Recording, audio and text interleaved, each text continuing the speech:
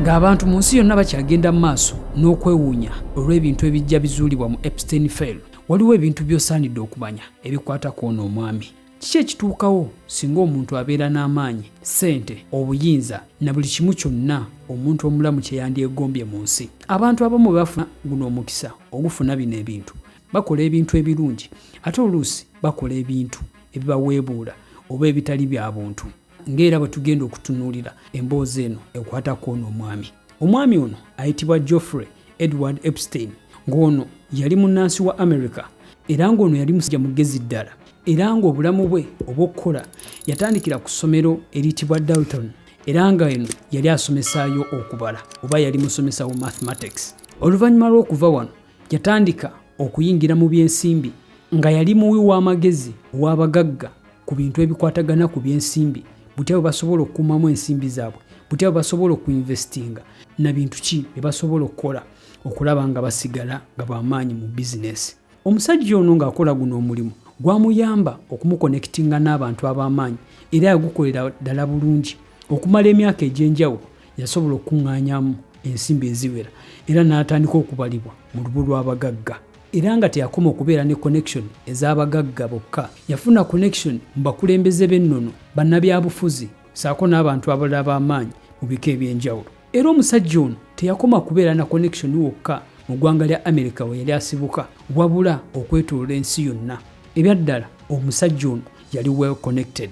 Mu mwaka gwa 2008 yasingisibwa omusango ogw'okusindiikiriza omwana tannaba kwetuuka mu bwamalaaya era n'aweebwa ekibonerezo. Era mu mwaka gwa 2019 yaddamu n'akwatibwa era n'atwalibwa mu kaduukulu ka poliisi ku misango gye gimu gye yakola mu myaka gy'e2000, era bw'atyo mu kaduukulu ka poliisi eno gye yafiira mu mwaka guno gwennyini ogwa 2019.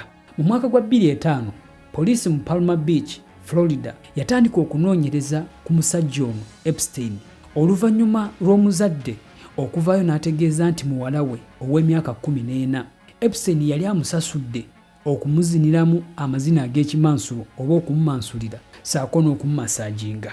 Era bw'etyo poliisi oluvannyuma lw'okunoonyereza kuno yazuulayo abawala abalala 36 era nga nabo baali boogera ekintu kimu nti Epstein yabakozesa ate nga baali tebanakwetuuka, ng'abawala bano baali wakati w'emyaka 14 ku 17.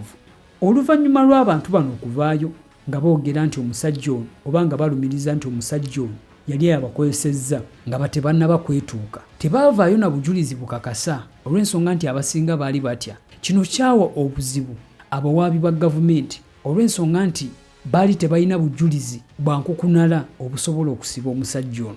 Oluvannyuma Epstein yakkiriza nti emisango gino yali agizzizza, era bw'atyo oluvannyuma lw'okukkiriza ne bamulangirira ng'omukabasanyi w'abaana. Era bw'atyo olw'okuba nti yali akkiriza emisango gino yatwalibwa mu kkomera era n'asibibwa okumala emyezi 13 nga gwe mwaka gumu n'omwezi gumu. Wakati mu mwaka gwa 2010 abantu bangi baatandika okuvaayo nga balumiriza Epstein okubatuusaako obw'obuliisamaanyi nga tebannaba kwetuuka. Era ng'okuvaawo okutuusa mu mwaka gwa 2018 omukutu gw'amawulire oguyitibwa Miami Herald gwawandiikanga story oba emboozi ezikwata ku bantu bano abaali balumiriza Epstein okubatuusaako ogw'obuliisamaanyi, okubakako ebikolwa eby'omukwano nga tebannaba kwetuuka. Era ng'abantu abasinga baali bagamba nti Epstein tasobola kusaavinga kibonerezo olw'ebyo ebintu by'ajja nga abatuusaako, olw'okuba nti already mu mwaka gwa 2005 we yasibibwa emyezi 13 yali alangiriddwa ng'omumenyi w'amateeka. Olw'okuba nti Epstein yali akkiriza nti mumenyi w'amateeka aba n'omukisa ogw'okusalawo kibonerezo ki ky'abeera asaavinga, era nga yalina omukisa ogw'okukyusa mu kibonerezo ekiyinza okuba nga kimuweereddwa. Era y'ensonga mu kusooka mu mwaka gwa 2005 yasaavinga emyezi 13 gyokka. Wabula newankubadde byali bwe bityo, oluvannyuma lw'abantu bano okuyimusa amaloboozi nga gasusse, ekitongole ky'abanoonyereza ekya FBI kyatandika okunoonyereza ku misango gino egyaliwo emikadde saako n'emipya egyali givunaanyizibwa Epstein. Era bw'atyo mu mwezi gwa Julayi nga 6 mu mwaka gwa 2019 Epstein yakwatibwa ku musango ogw'okukusa abaana batanakwetuuka saako n'okubakaka ebikolwa eby'omukwano nga no baali bamuvunaana emisango gye yakola wakati w'omwaka 2022 saako ne 2025 era mu mwaka ogwo gwennyini 2019 mu mwezi ogw'omunaana Epstein yafiira mu kaduukulu gye yali ateekeddwa ng'akyalindiriddwa okuwozesebwa ku misango gino era ng'okufa kwe yeetuga bwetuzi wabula abantu bangi tebaali bamativu oba si bamativu ne ku ngeri Epstein gye yafaamu nga bagamba nti tekisoboka okuba nga Epstein yetta bwesi olw'okuba nti omusajja ono yali well connected n'abasajja ab'amaanyi nga bwe tugenda obbatunuulira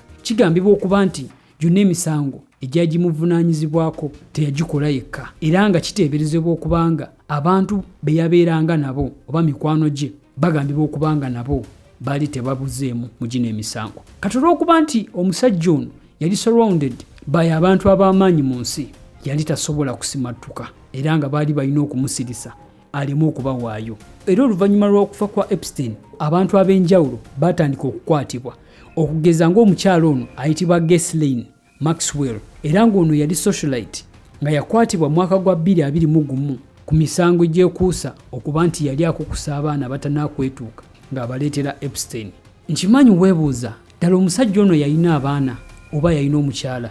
Ansi eri nti nedda kubanga tewali mukyala oba tewali mwana we amanyiddwa nti ono ye mwana wa Epstein oba yono mukyala wa Epstein era obulamu bwe yabumalako ng'awangalira mu single life era nga kino kigambibwa okubanga kyekyamuviirako okubeera n'omutima ogwo ogw'obutasaasira baana b'abantu abalala.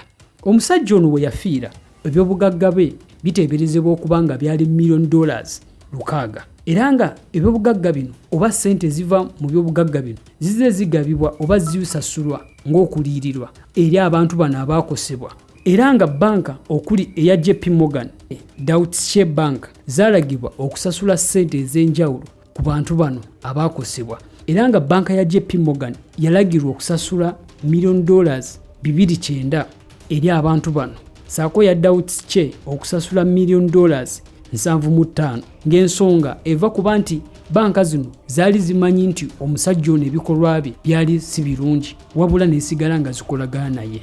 Lwaki yali asobola okurekodinga videos zino ezamuviirako obuzibu oba ezamuviirako okuleeta obujulizi obukakasiza ddala ebikolwa bye bino?